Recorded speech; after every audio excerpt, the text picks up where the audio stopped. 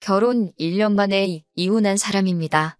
솔직히 결혼하기 전부터 이상한 낌새는 눈치채고 있었어요. 시어머니가 조금 유난스러워 보였거든요. 제가 착한 며느리가 되고 싶었던 것도 아니고 시집살이에 관한 거라면 치를 떠는 사람이에요. 다른 사람도 아니고 저희 어머니께서 제가 어릴 적에 할머니 모시고 살면서 시집살이를 했거든요. 그때 어머니가 당하는 거 보고 자라서 그런지 엄마처럼 보고만 있지는 말아야겠다 다짐하기도 했습니다. 시자 들어간다고 해서 제가 일부러 싸움 걸고 그럴 건 아니지만 아무리 못해도 아닌 것에 대해서 아닌 거라 말할 수 있고 부당한 일에 대해서는 맞서 싸워야 한다고 생각했습니다. 제가 조금 크고부터는 할머니한테 쩔쩔매는 엄마 대신해서 할머니한테 맞서서 덤벼든 적도 있었어요. 하지만 어머니는 오히려 제 행동에 대해서 어른 무서운 줄 알고 공경할 줄 알아야 한다고 저를 훈육하셨습니다. 하지만 어머니 속뜻은 어른에 대한 예우는 반드시 갖추고 부당한 부분에 대해서는 목소리를 높이라고 하는 말이셨어요. 그래서 저도 그 가르침 잊지 않고 지킬 건 지키고 해야 할 말은 하고 있습니다.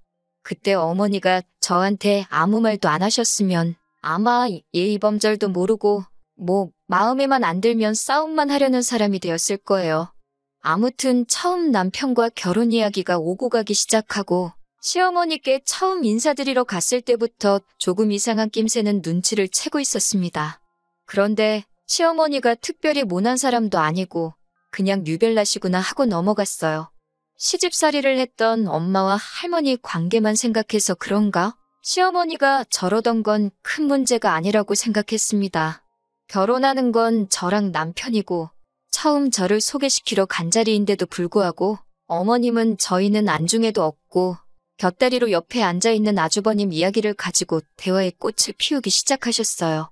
저희 먹으라고 상다리가 휘도록 음식을 차려주셨는데 음식이 맛이 있고 없고를 떠나서 저희한테는 관심조차 없고 아주버님한테 우리 장남이 제일 좋아하는 걸로만 음식을 했다고 하시면서 반찬 하나하나 밥 위로 올려주고 계셨습니다. 아주버님은 제가 있어서 그런가 어머님이 그러시는 게 불편했는지 밥은 깨작깨작 먹는 둥 마는 둥 하다가 그냥 방으로 들어가 버렸어요. 저희 결혼이고 저를 처음 소개하러 간 자리인데 아주버님이 있고 없고는 중요하지가 않으니 저는 크게 신경 안 썼습니다. 남편하고는 조금 성격적으로 많이 다른 형이네 라는 생각만 했지요. 그런데 아주버님이 방에 들어가고부터는 남편이 그 아주버님이 제일 좋아한다는 거 한 입 먹으려고만 치면 너네 형이 많이 못 먹었으니 욕심부리지 말고 아껴서 먹어라 하고 잔소리를 하셨습니다. 이건 결혼은 우리가 하는데 대접은 아주버님이 받는 느낌이었어요. 식사가 끝나고 나서도 어머님은 저희는 안중에도 없고 자리에 있지도 않은 아주버님 이야기만 계속해서 하기 시작했습니다. 우리 첫째가 어려서부터 어쩌고 저쩌고 하면서 거의 살아온 인생사를 다 들려주셨어요. 어릴 때 공부를 참 잘했네. 성격도 모난 데가 없고 못하는 것도 하나도 없어서 여자들한테도 인기가 엄청 많았다고 반에서 반장도 놓친 적이 없다. 옛날에는 옆 동네 사람들이 우리 첫째 사위 삼고 싶다고 명함도 주고 가고 그랬다. 밑도 끝도 없이 아주버님 이야기만 계속 늘어놓는 거예요. 한두 번이어야지 그러셨구나 하고 맞장구라도 치고 말 텐데 내 남편 이야기는 하나도 안 하고 아주버님 일대기만 늘어놓으시니 내가 여기 왜 왔나 싶더라고요. 우리 남편은 어땠냐고 물어보면 걔는 우리 첫째만 못했어 하고 이야기가 뚝 끊겨버리니 저도 더 이상 물어보고 싶지도 않고 그 자리가 불편하기만 했습니다. 남편이 저를 소개시켜주고 집까지 바래다주는 길이었습니다.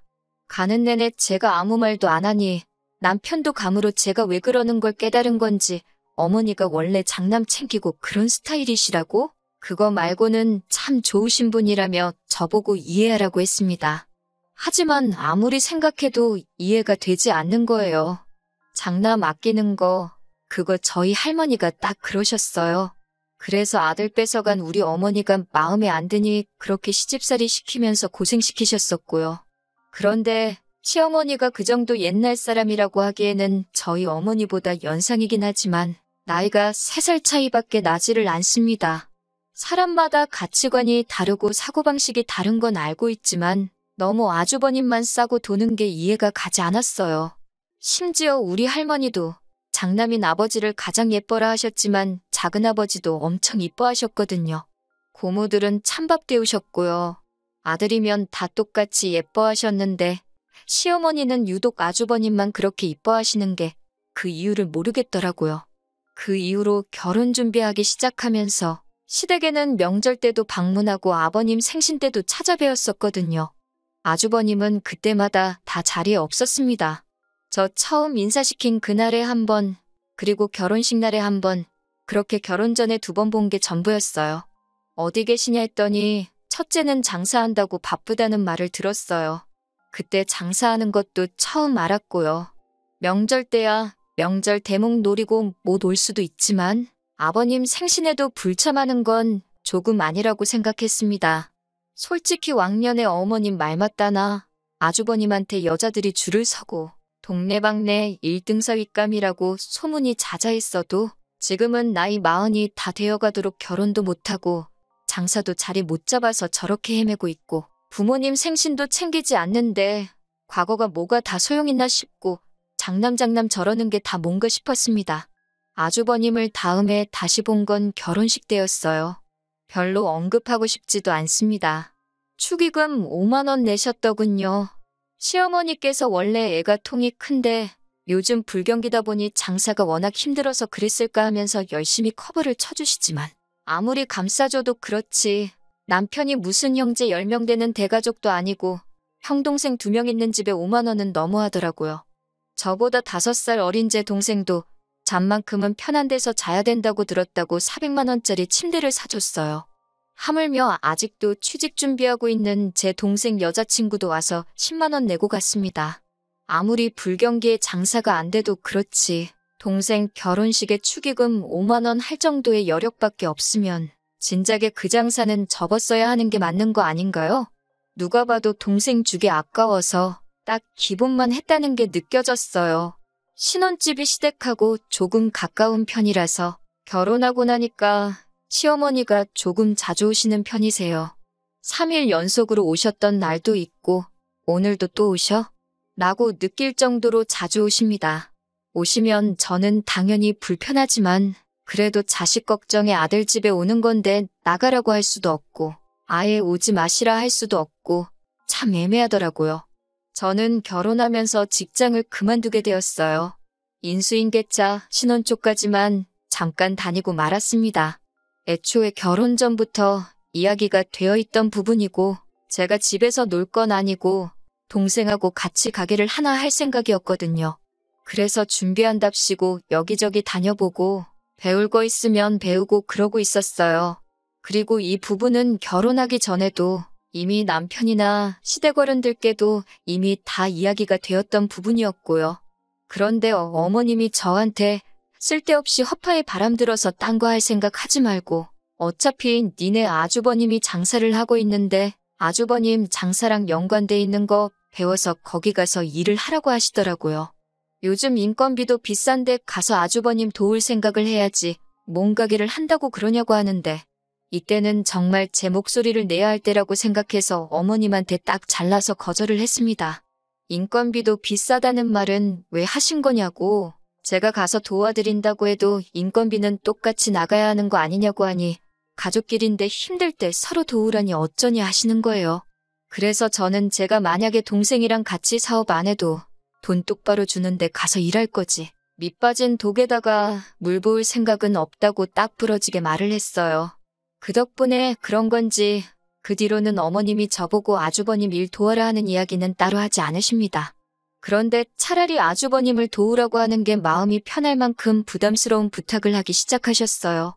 제 주변에 아는 사람 있으면 아주버님한테 좀 소개도 시켜주고 그러라는 거예요. 솔직히 저는 아주버님 진짜 남편감으로 별로라고 생각하거든요. 나이도 나이고 자리 못 잡은 것도 못 잡은 거지만 동생 결혼식에 축의금 5만 원 준 게 너무나도 충격적이었어요.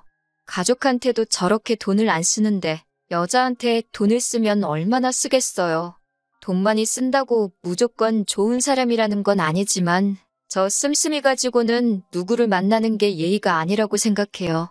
장사가 안 돼서 그랬다는데 솔직히 그 나이에 아직도 경제적으로 독립 못하고 있는 것도 한무하지요. 애초에 장사가 잘 돼서 돈이라도 많았던 적은 있는지 싶었습니다. 모르긴 몰라도 제가 20살 돼서부터 경기가 좋다는 뉴스나 주변 사람들 반응을 본 적이 없는데 저 아주버님이 잘 나갔던 적이 있는지부터가 의문이었어요. 아는 사람 없다고 대답을 몇 번을 드려도 어머님이 니들만 잘 살면 되는 거냐고 하면서 매일같이 닥달하고 귀찮게 하니 아무리 못해도 한 번은 해주고 나서 안 된다고 말을 해야겠다는 생각이 들더라고요.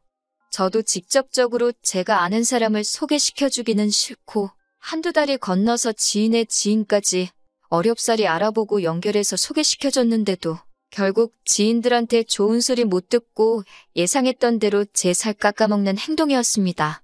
장남이라고 집에서 떠받들어줘서 그런지 밖에서도 사람들이 자기를 떠받들어주는 줄 착각하나 봐요. 40살 바라보는 자기 자신은 생각도 못하고 소개시켜드린 분한테 헛소리를 했더라고요. 그분 나이가 올해 36이고 나름 전문직에 종사하는 분이셨는데 공부하고 일하고 하다 보니 그렇게 된 걸 가지고 그 나이까지 결혼을 왜 못했냐고 망언을 했더군요.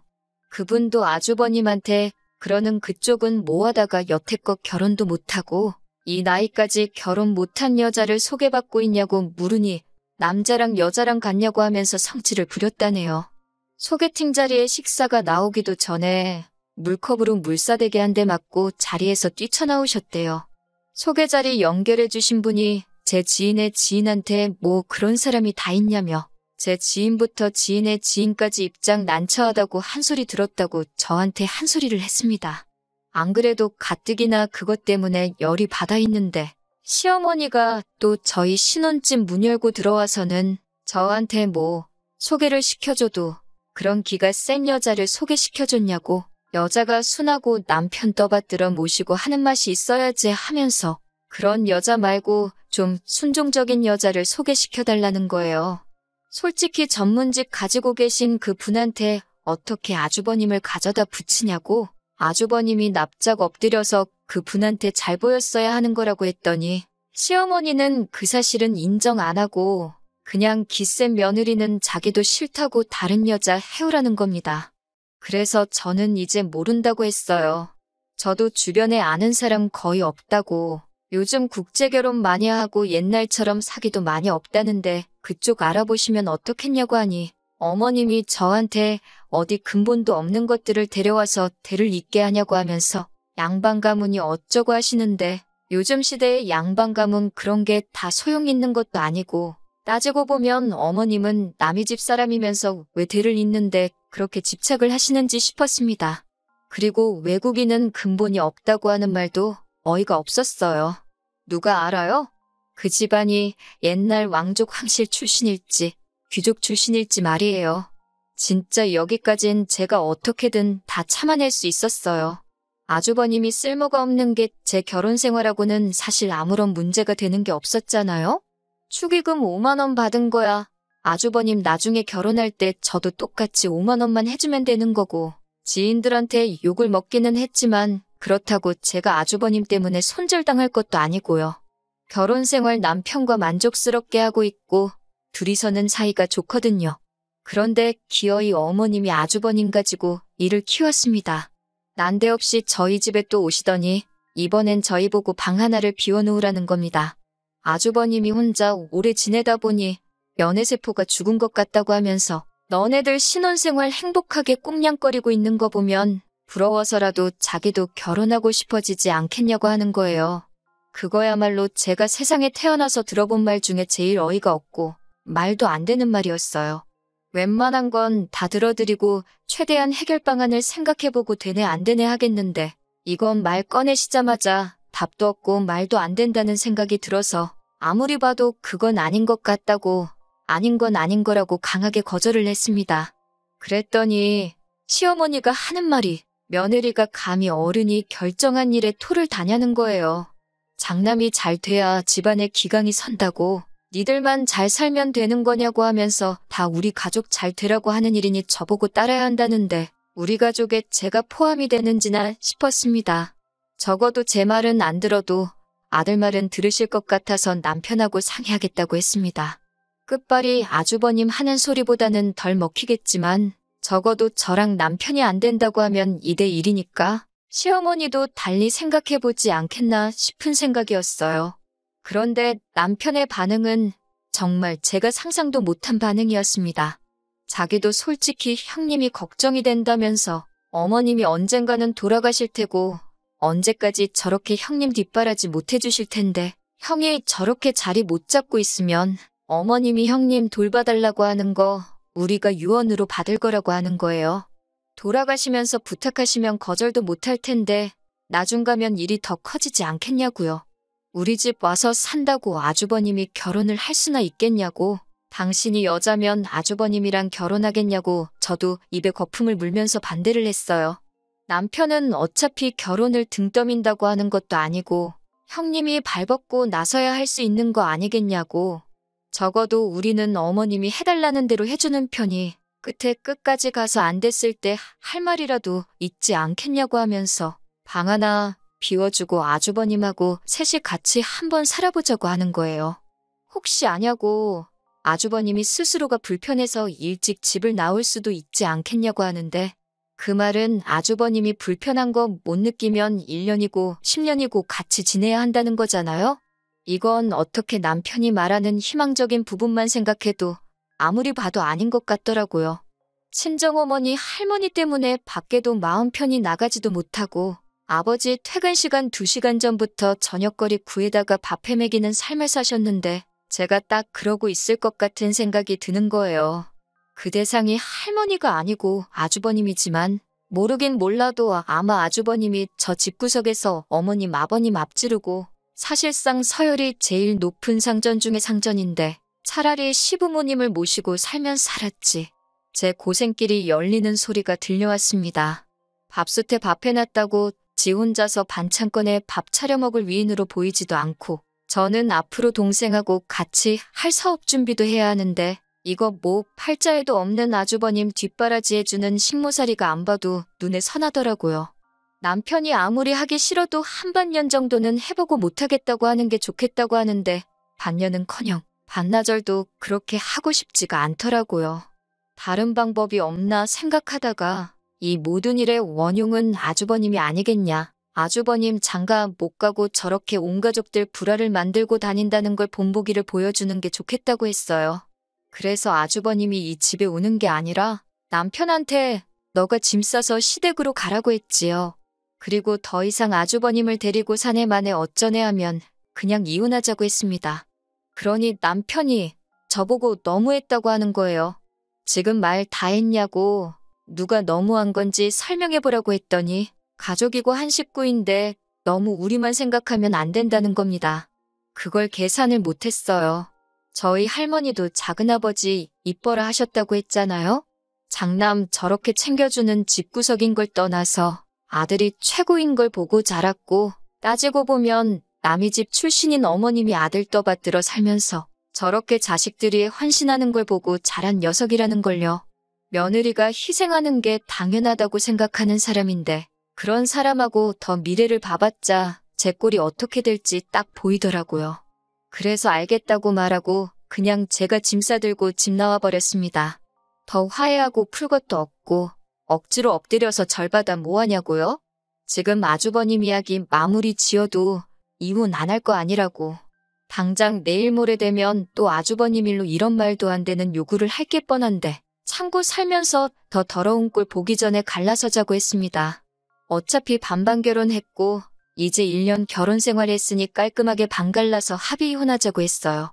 합의 이혼 안 해주면 어떻게든 내가 변호사비로 손해를 보는 일이 있어도 소송까지 가서 뜯어낼 수 있는 건 다 뜯어내고 말겠다고 울음장을 놓으니 남편도 이런 제 모습을 처음 봤는지 짐 싸들고 나가는 저를 붙잡지도 못하더라고요. 친정에 왔더니 남편한테 전화를 받았는지 시어머니한테 불이 나게 연락이 오네요. 노총각 인생 망한 장남 뒷바라지도 힘든데 둘째 이혼시켜서 다시 밥 해주고 출근시키고 뒷바라지 하려니까 그건 싫은지 저보고 돌아오기만 하면 묻지도 따지지도 않고 이번 일은 용서해 줄 테니까 마음 돌리고 돌아오라고 하는 겁니다. 그 와중에도 저를 용서해 준다는 소리를 하는 거 보니 알아서 종지부를 찍어주시려고 그러는 것 같더라고요. 그래서 저도 더 이상 어른이라고 예우해줘야 한다는 생각은 들지 않고 할 말은 해야겠다는 생각이 들었어요. 아주버님 그렇게 만든 거 다 어머님이 그런 거라고. 어머님 안 바뀌면 아주버님 절대 안 바뀐다고. 1년간 잠깐 가족으로 지냈으니 걱정돼서 해주는 말이라고 일침하고 전화 끊어버렸습니다. 시어머니는 다시 전화와서는 제가 아주버님에 대해 한마디 했다는 사실에 열불을 내시더라고요. 바뀔 거라고는 생각도 안 했지만 애초에 뭐가 문제인지도 모르는 사람한테 말해봤자 속이에 경익는 거나 마찬가지 아닌가 싶어서 그냥 평생 소중한 아들 끼고 사시라고 한 명으론 부족하실까봐 제가 가져간 둘째 아들도 돌려드리겠다고 하고 말았습니다. 그렇게 이혼하게 되었어요. 이혼녀 딱지가 붙은 게 다 제가 보는 눈이 없던 제 잘못이지 누굴 탓하겠어요? 그래도 하나 후련한 건 얼마 전에 제가 두고 간 짐을 찾으러 저 남편하고 살던 그 집에 다녀간 적이 있는데 어머님이 자식들 뒷바라지를 포기한 건지 아주버님이 들어와서 남편하고 같이 둘이 살고 있더라고요. 집골은 언제 청소를 한 건지 상태가 말도 아니고 집안 곳곳에 배달음식 쓰레기들이 아주 집에 굴러다니고 있었고요. 그 꼬라지 보니까 이혼을 해도 100번 잘했다는 생각이 들었습니다. 저기서 제가 저 자식들 뒷바라지하고 있었을 수도 있단 생각을 하니 정말 까마득하네요. 요즘 이혼한 게 뭐 흠이나 되나요? 제가 잘 배우고 능력 있고 그러면 누구도 저를 무시 못할 거라 그렇게 생각합니다.